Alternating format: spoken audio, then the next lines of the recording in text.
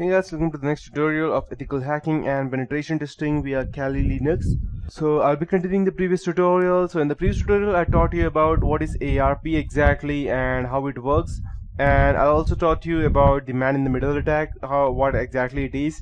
So here's a simple example of the Jessica, the receptionist, that tells the word to print the latest company's contact list. So I'll be teaching you this example in detail so that you will know what ARP poisoning or ARP spoofing is, and then we will take a look at later on at DNS spoofing, DNS poisoning, the difference between them, and later on finally the traffic tunneling.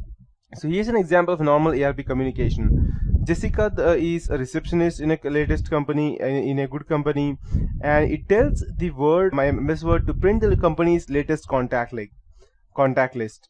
But this is her first print job today, and her computer has the IP address 192.168.0.16.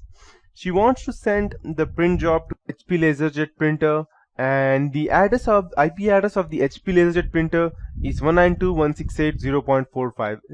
So Jessica's computer broadcasts an ARP request to the entire local network asking who has the IP address 192.168.0.45 as seen in this diagram. And all the devices on the network ignore this ARP request except for the HP LaserJet printer. The printer recognizes its own IP in the request and sends an ARP reply. Hey, this is my IP address and here is my MAC address, as you can see in this diagram. So, and now Jessica's computer knows the printer's MAC address.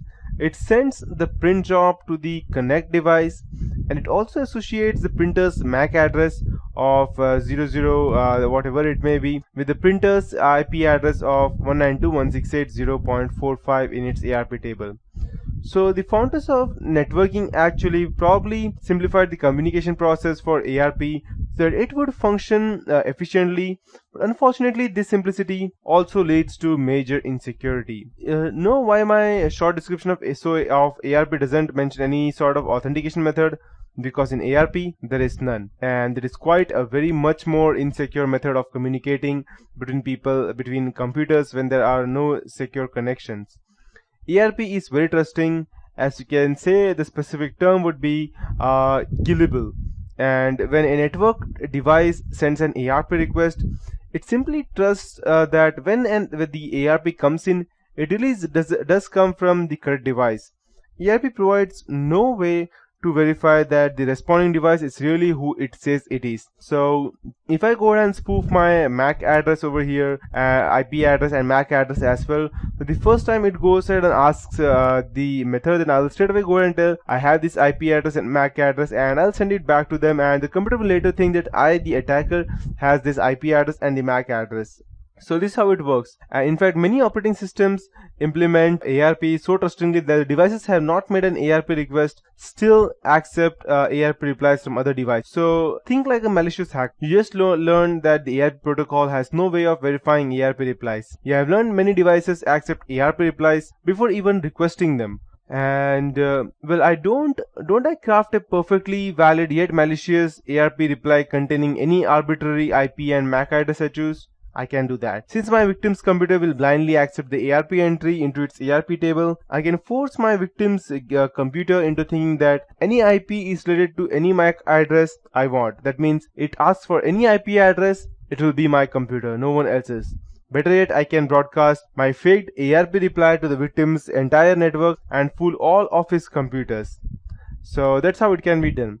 So back to reality now, you probably understand why this common technique is called as ARP cache poisoning, or just ARP poisoning, either way. The attacker lies to a device on your network, corrupting or poisoning its understanding of where other devices are. The frighteningly simple procedure enables the hacker to cause a variety of networking woes described next that I will be teaching you. And all the ARPs are now belong to us. The ability to associate any IP address with any MAC address provides hackers with many attack vectors, including denial of service, man in the middle, and MAC flooding.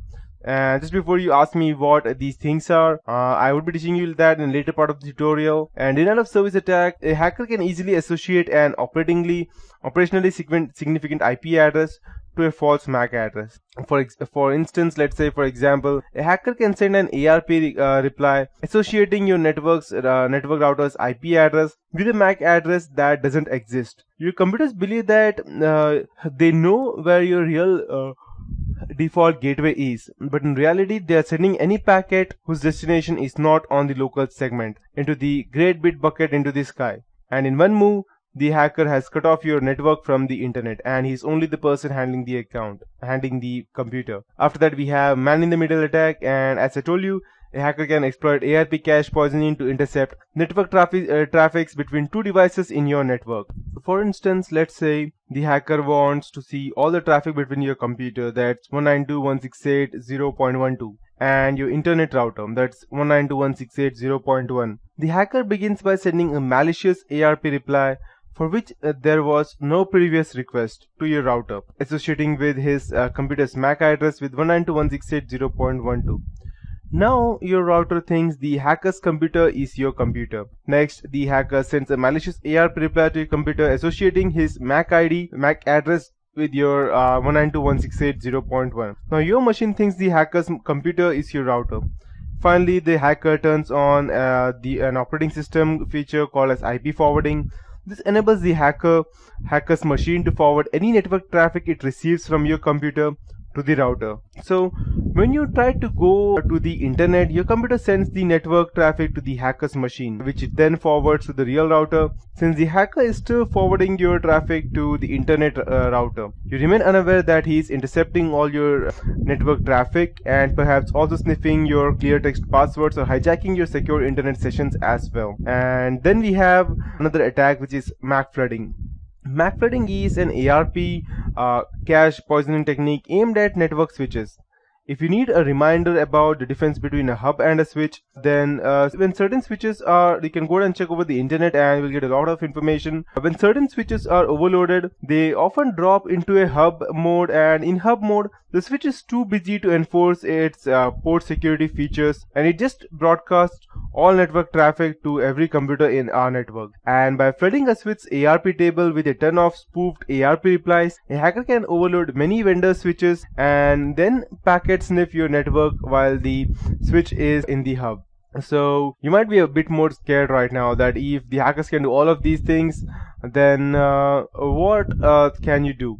But just calm down. This is the scary stuff. ARP cache poisoning is trivial to exploit, yet that it can result in very significant network compromise. However, before you jump to looking at any other videos such as DEFCON 7, you may notice that the major mitigating factor, only local attackers can exploit ARP's insecurities. A hacker would need either physical access to your network or control of a machine on your local network in order to deliver an ARP cache poisoning attack. ARP's insecurities cannot be exploited remotely. He needs to be physically present there. That said, hackers have known to be good to gain local access to networks. Good network administrators should be aware of the ARP cache poisoning techniques as well. Since ARP cache poisoning results from lack of security in a protocol that is required for TCP/IP networking to function, you cannot fix it, but you can help prevent ARP attacks using some of the techniques such as keep your network small.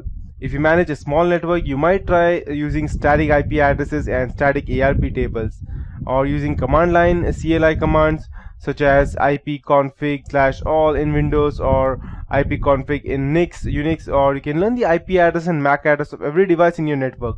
Then using the ARP --s command, you can add static ARP entries for all your known devices. Static means unchanging, that cannot be changed, and dynamic IP address means something that can be changed. This prevents the hackers from adding spoofed ARP entries for devices in your network. You can even create a login script that would add these boot static changes to your PC every time they boot.